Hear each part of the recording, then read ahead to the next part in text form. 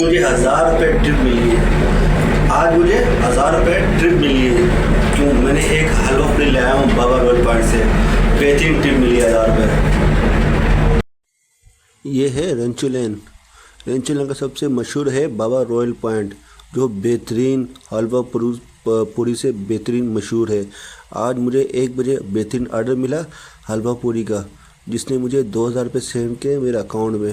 پھر میں نے ان سے 900 کی 25 حلوہ پوری، 100 کے چنے، 50 روپے کی حلوہ لیے. اور یہ بہترین، یہ دیکھو کتنا اس میں رش سلنڈر. یہ دیکھو، یہ بڑی والی 80 کی ہے اور چھوٹی والی 30 روپے کی ہے.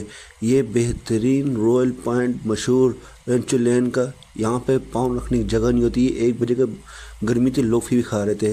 یہ میں چلا گیا دینے کے لیے لفٹ میں. لفٹ تھا 4تھے فلور میں. یہ میں لفٹ دبایا، لفٹ کے اندر تھا. بہت ہی اچھی ہوا لگ رہی تھی لفٹ کے اندر.